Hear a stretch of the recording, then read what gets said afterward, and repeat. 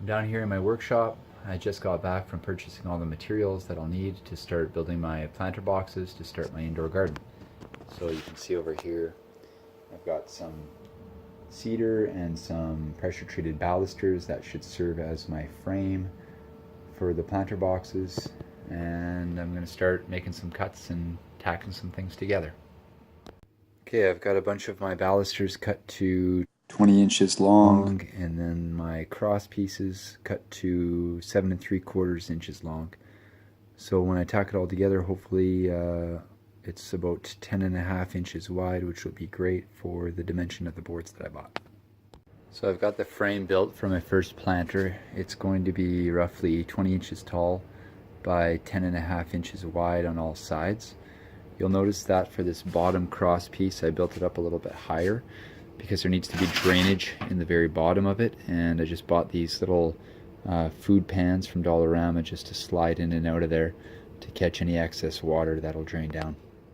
As you can see here, I'm starting to clad the box. I'm just going to take an inside measurement right here. It's 10.5 inches, and I'm going to start making preparations to cut my bottom. In order to notch it around the corners here, what I'm going to do is just take some scrap pieces of wood, put them on the corners, trace them out, and cut them.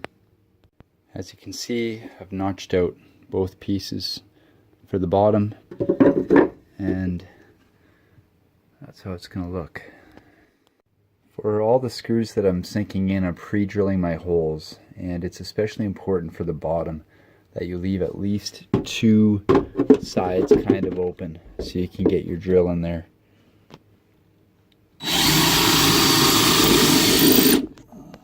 As you can see, I've completely clad the planter box. This is the side, and at the back here I've got my tray for the excess water that will run down.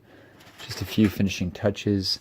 I'm going to clad the top with some trim and also put some poly on the inside in order to prevent rot and leaks from water. I've just traced a circle here in the bottom of the planter box in order to use as a template.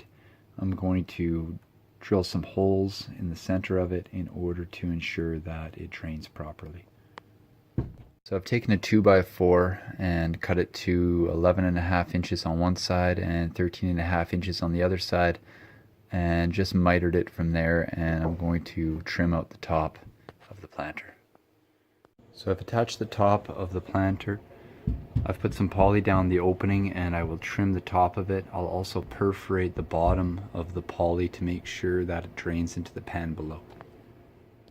So I've got my poly inside my planter box. I'm going to add a layer of this lava rock first in order to ensure that my holes for drainage aren't plugged.